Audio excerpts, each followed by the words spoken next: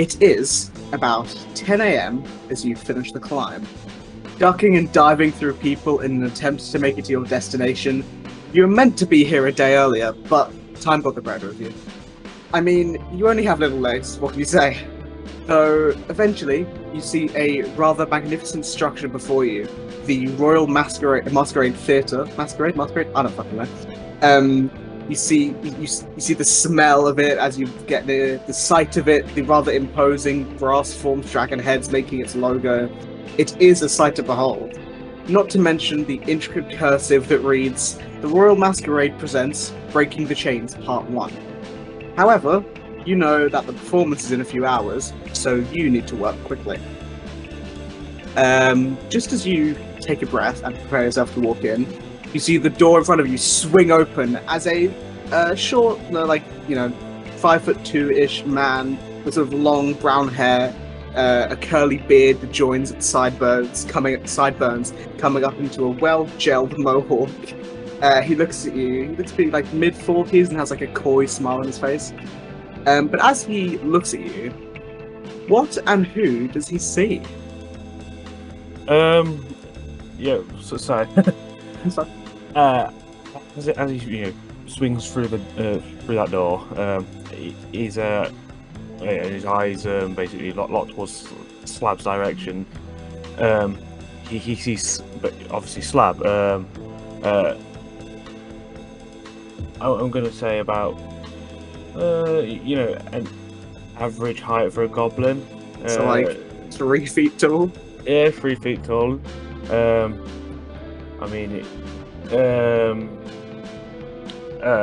3 feet tall. Average build.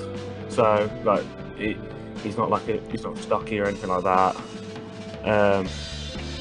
So Slab himself has short brownish reddish hair,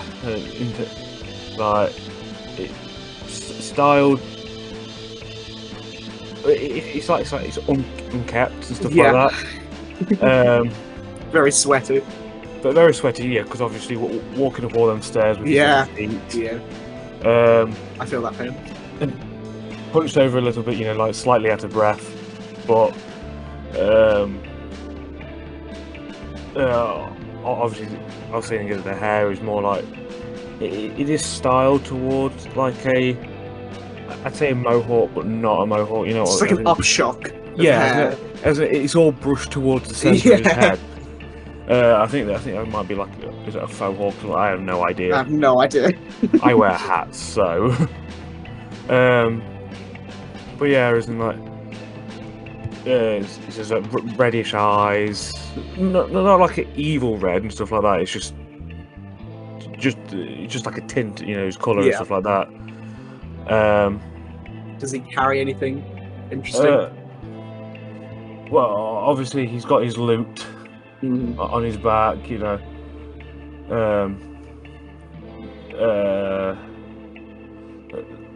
He's been trying, carrying light because obviously he's gonna walk.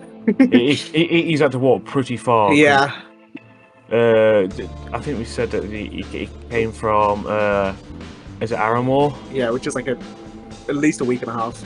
Yeah, so I think like he's been traveling light, but like not lighter, like not too light to the point where it's like impossible to make the journey. Yeah, because it is a relatively difficult journey, especially for a singular person. Yeah. Yeah, but this anything else interesting or something like notable about Slab? He'd be carrying, one of the flies and stuff like that, to signify, that this play that he's, come to audition for is, like, accepting auditions. Yeah. Because obviously that's the sole reason why he's here. Well, the issue that you would know is that because you got here a day late, it is like a few, I want to say 5 hours before the first showing.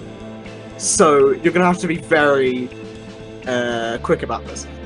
But this man sort of looks down at you, and he sort of sees the flyer in your hand. He says, I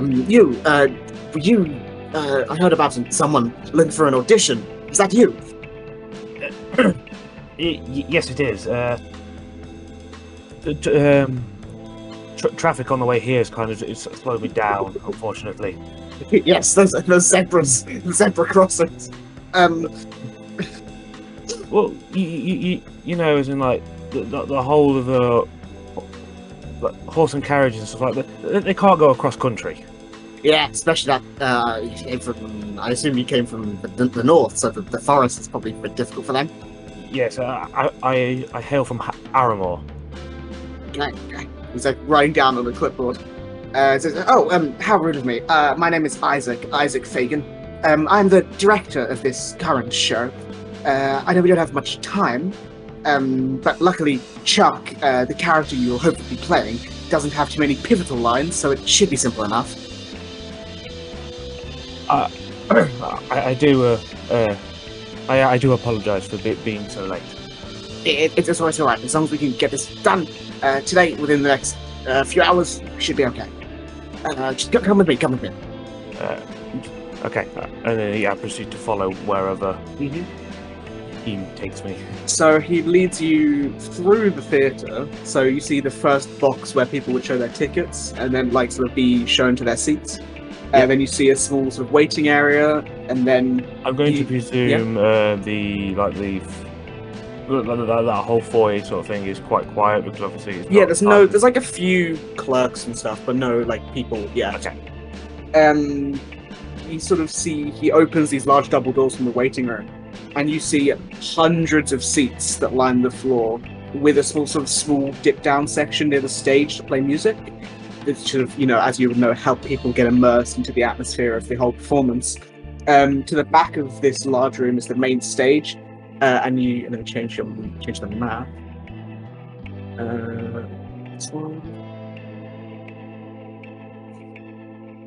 And you see that Isaac, he begins sort of doing like the very, not boring, so this is the stage. This is where the orchestras and musicians will play, and then obviously there's the main stage back here, and he sort of like leads you up one set of stairs. Yeah. So there. And it's this, this is probably almost definitely the biggest like theater you've been in, and it's built to perfection, not spotless, but it's nothing like you've seen before. Well, yeah, I was going to say something like you say it's the biggest theatre you've been in, but probably like the only theatre. Yeah, okay, the only theatre you've been in. Because obviously the way I have it is like he's loved the arts, but he's never really he's probably performed, but it's never been yeah, like performed on the street, but he's not been in like an actual production. So he leads you in and sort of like takes a deep breath and allows you a few moments to look over the area if you'd like to. He just says like, "Isn't it a marvelous sight?" As he says that, Slab's like that, caught in awe, just like gazing round. It's like, it's so big. It is a very nice place. It's one of the not like the theatres in Arcadia, but it's very nice in its own right. And he sort of gives you a moment to look over it. Truly a wonder of this land. Anyway, let me go and grab your lines quickly. Just wait a moment. I'll be right back. And he sort of goes to the side and, like, behind a curtain. Yeah, you grabs everything. Yeah, goes to grab stuff. Is there anything you're doing? It's like 2 minutes. So what Slab will be doing is just literally wandering around the whole of the stage, just trying to take it all in, as in like trying to observe, the area. It's like it's his first time seeing this sort of thing, as in like he's used to performing on like little stages and stuff like that, to the point where you could see the back of the crowd. Yeah, if it's a full crowd, you'll not be able to see, especially with the spotlight. Yeah, which exists, I guess.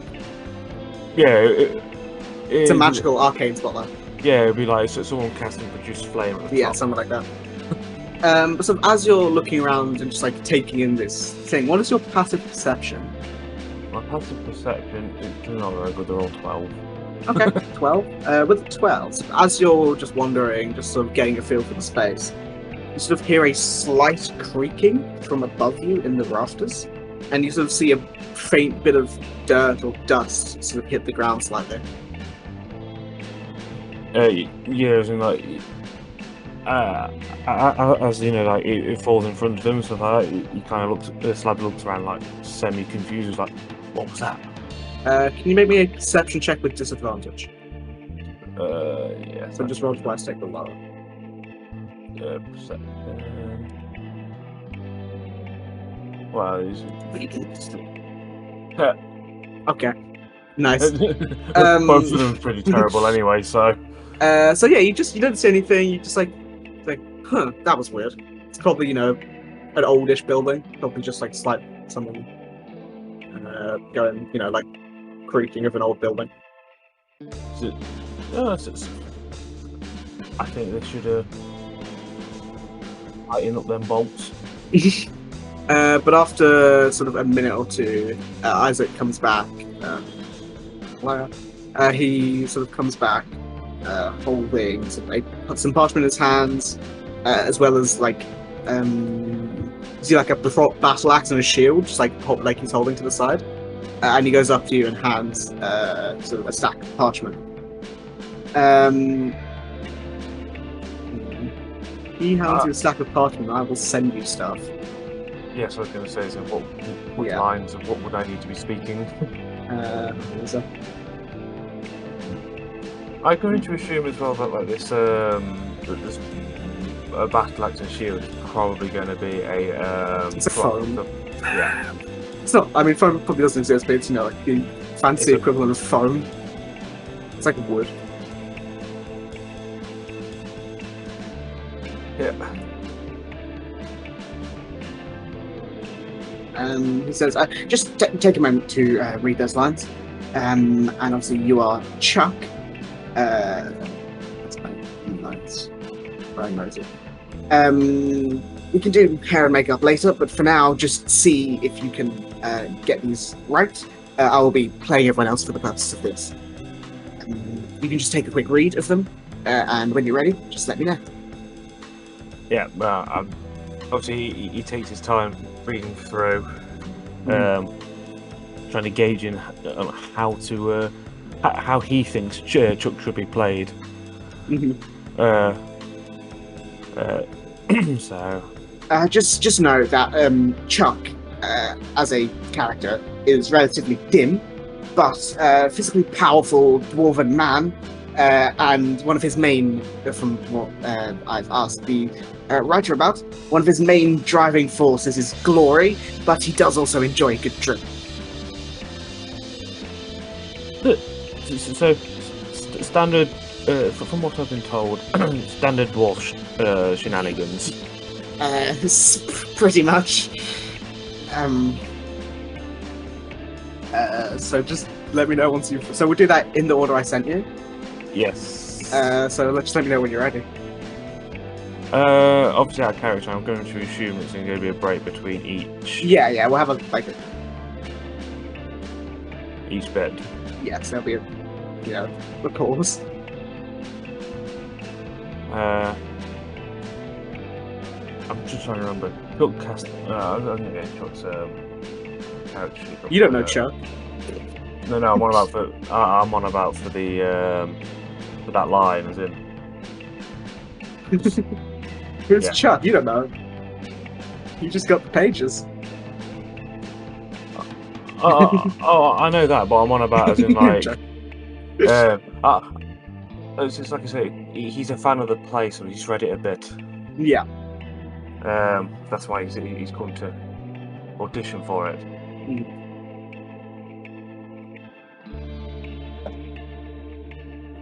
But yes, let's give it a go.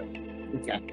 Starting with Act 1, Scene 2, Combat in the Centurion's Folly, and he sort of like gets his script and puts you to the right page.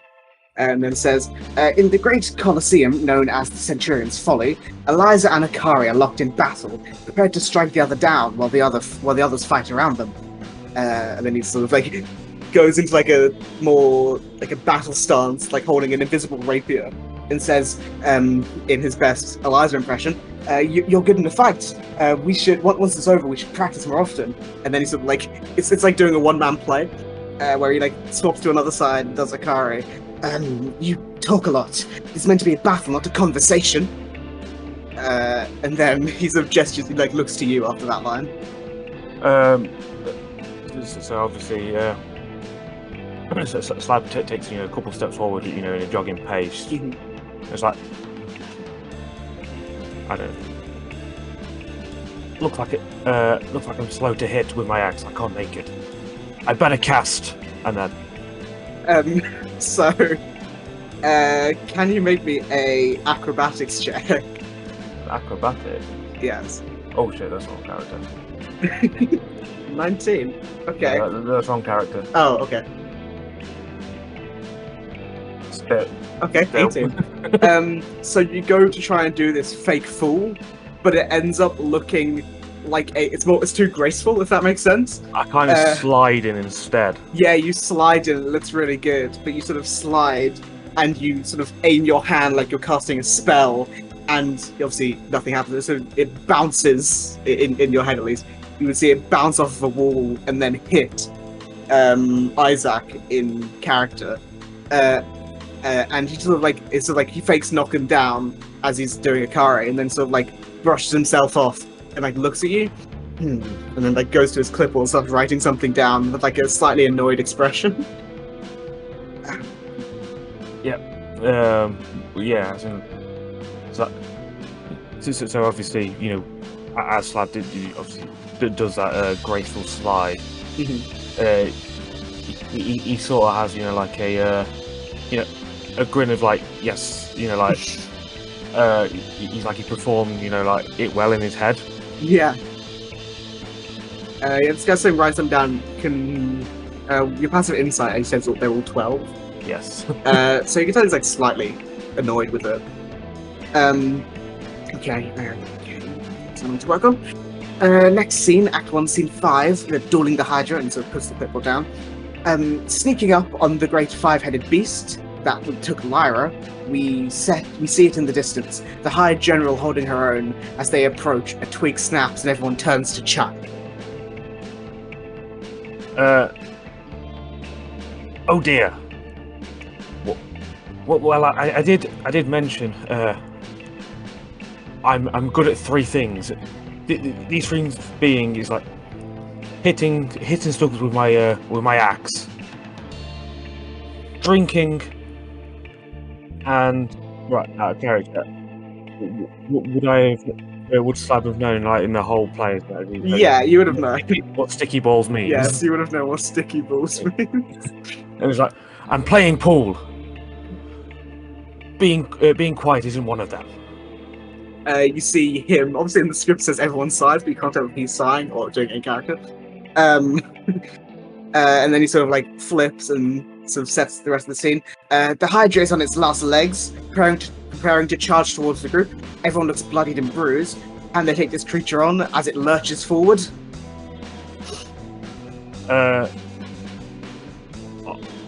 Following on from that whole, scene picture, obviously. Mm-hmm. Slab makes a run for the Pen Hydra. Obviously, with his foam axe raised up, charging in. And you sort of see Isaac does his best impression of he as you get close, moves a hand to gestures like one of the Hydra heads and turns it around to try and bite you to make you trip. So can you make me another acrobatics check? Oh Jesus! Okay, how does this look when you roll very well?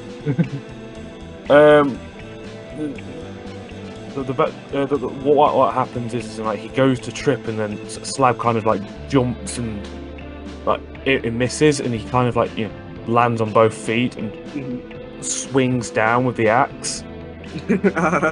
He sort of like puts his foot out the way, and like pretends to do the rest of the scene, which is the Hydra falling over with a death scream, as he sort of falls over and like looks to you for the last line. Well, you know, like in the middle of the moment, Slab misreads this last line rather than, you know, being the question. Yeah. It's like, I did that! You see Isaac, he like puffs a bit and stands up. Okay. 1 second. And he sort of like turns around and writes something again on his clipboard.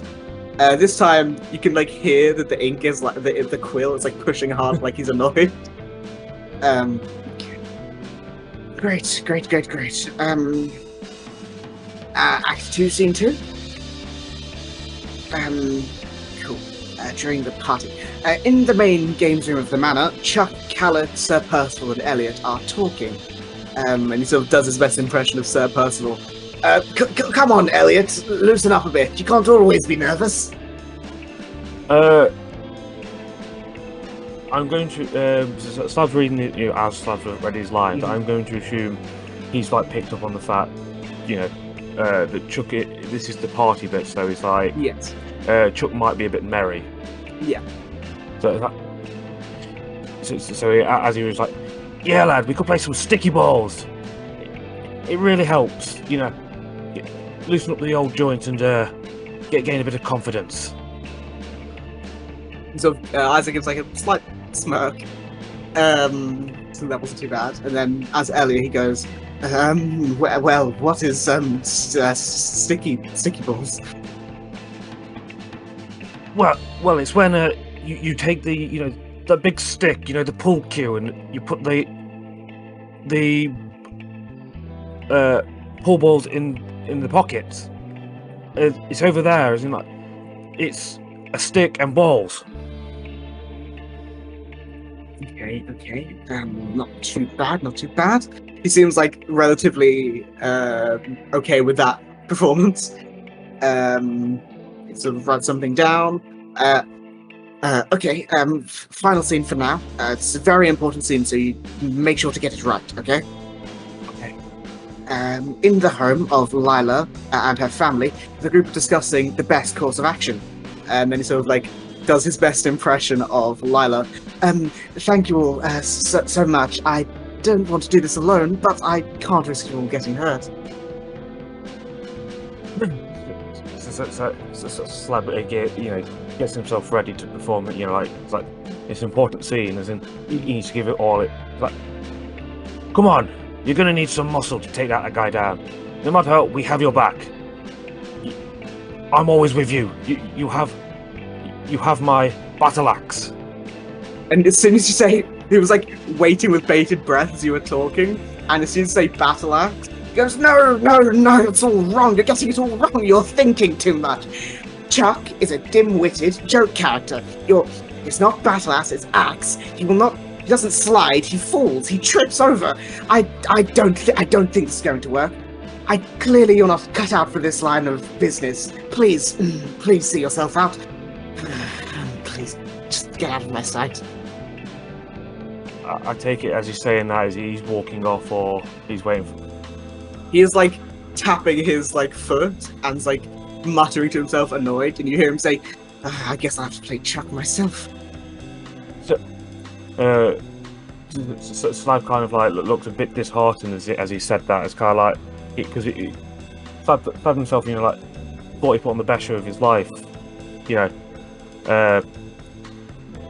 he gave it his all. As he's walking down the step, yeah, because obviously I presume the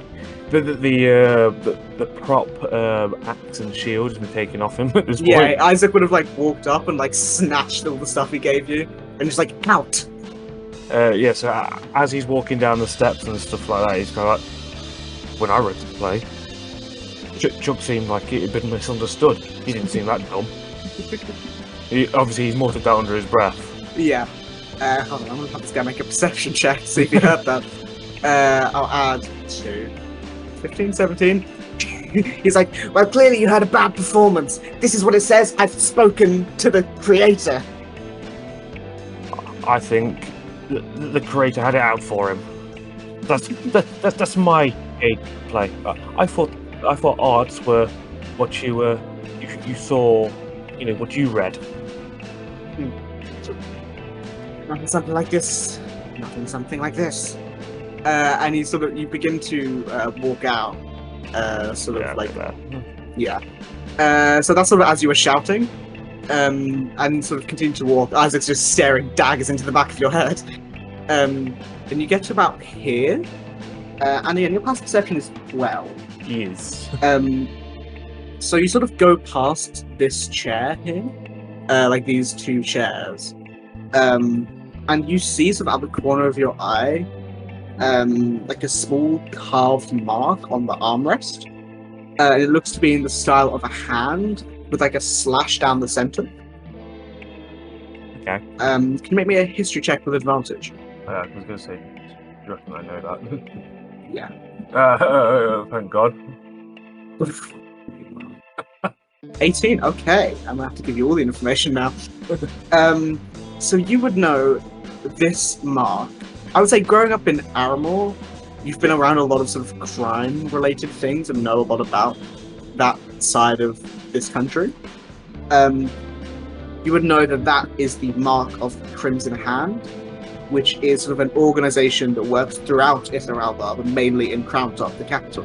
They deal with sort of small-scale crime and minor offences. Some sort of historians believe that they are seekers of history and are using the past as a cover for like more dark desires. And then you would also know with that 18, because that's a very good roll, that their members, you probably would have seen a few of them, often wear red gloves and have a mark on their body to signify to others they are part of that cause. Which, it's not completely unheard of, but in a place like this, it's slightly strange. Yeah, I'm just taking notes here. It's fine. But you sort of get taken out of the... Is there anything you do in that moment while you see that? Obviously, at this point, he whispers to himself, I bet I could.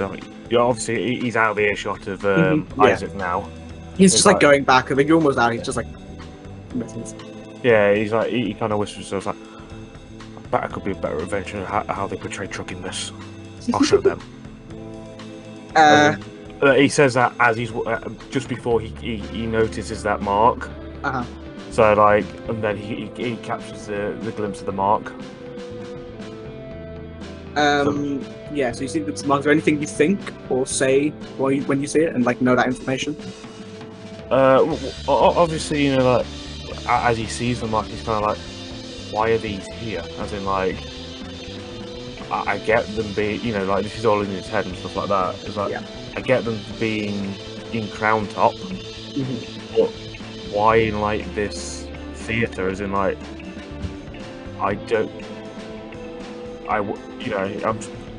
Slab struggling to put one and one together to why they have the interests in the performing arts. Yeah, it's strange. So he's gonna try and hold that information to himself. Cool. At some point, I'll send you what that mark looks like, but I don't have it on now. Yeah, I've only managed to do that. Yeah. So you remember that and walk out of the theatre back to the city sort of proper, because you're in the higher end district of the city. Yeah. Is there anything that you would quickly do? Because we're not going to go for that much longer. But is there anything you want to quickly do around the city? It's a very big town. There's probably you get almost anything. Yeah. Well, yeah. I was just gonna say he kind of looks around. I say window shops more than anything. Cool shop names. I'll give you some shop names, and you can tell me if any of them sound interesting. The Velvet Quill Book Emporium, self-explanatory. The Crystal Rose Apothecary. The Silver Loom Weavers, which is a textiles and tailor. the Alabaster Gallery, which is like got sculptures and art. There is Regal Reflections, which is like a jewelry store. You see, sort of go past an observatory. There's the Arcane Oddities Curiosity Shop. Interesting. There's the Silver Harp Salon, which piques your interest, seeing as it is a music shop. Any of those? Well, he takes a fancy in the music shop. Obviously not to try and buy anything, because he realises he hasn't got a lot of gold on him. Yeah, so you sort of walk in and just sort of you hear like the ding of the bell, and as the bell chimes, you hear it's impossible to do it. But you know, in like so you know when a music is like it's like the start of music, it almost begins reverse. That makes sense for like half a second, and then goes into this sort of very faint orchestral sort of melodic beat that sort of underlines everything. Yeah. And you can see on the walls, you can see guitars and lutes and ukuleles.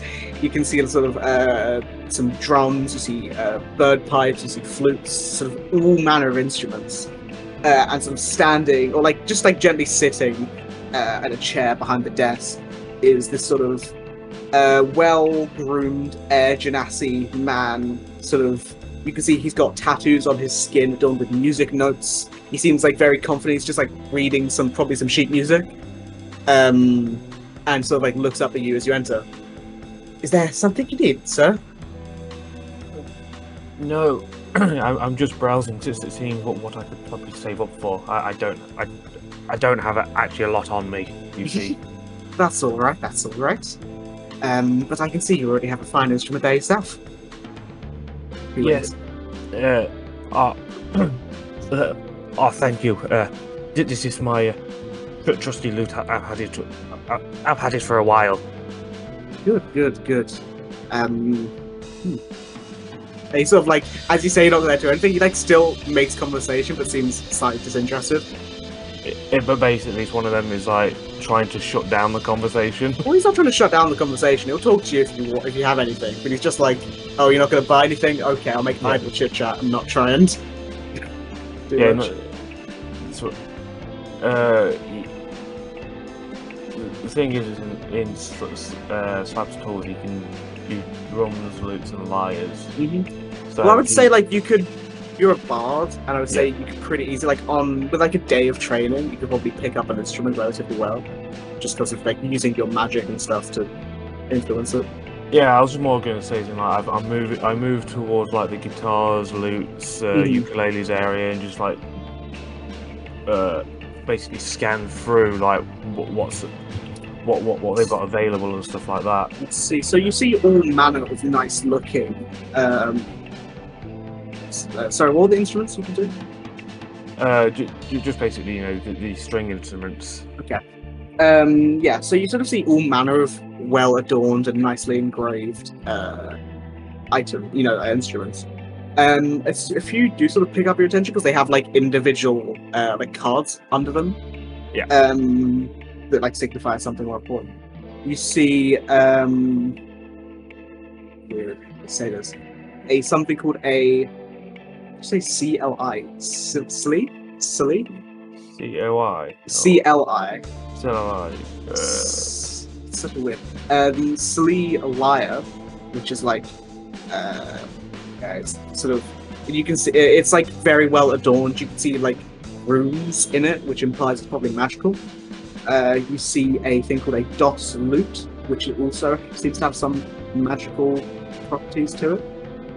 And then so I want to say, you see a sort of near it, sort of to the side, is sort of this golden, well adorned harp called an Anstruth harp. And they're all very well adorned, like definitely very expensive. But basically, it's in like as soon as the shops close, they're going in a safe. Yeah, pretty much. If there's no one in here, they are not going to be out. Yeah. Yes. So he moves over to them and then like just kind of like, I want it. Something take your fancy there? Yes, but I know that I can not afford it. at Well, all. we'll have to see. I might, if you come back some other time, I might have a job or something you could do to earn yourself one of these. Slab's eyes light up. It's kind of like, get one. I mean, But, not as in, instantly, but obviously he doesn't really say he's like, I can have one. As in, like, he kind of like, gives that impression, like, yeah. you mean that? The man smirks. It's like, well, at some point, I'm sure you might be able to get enough funds to buy one.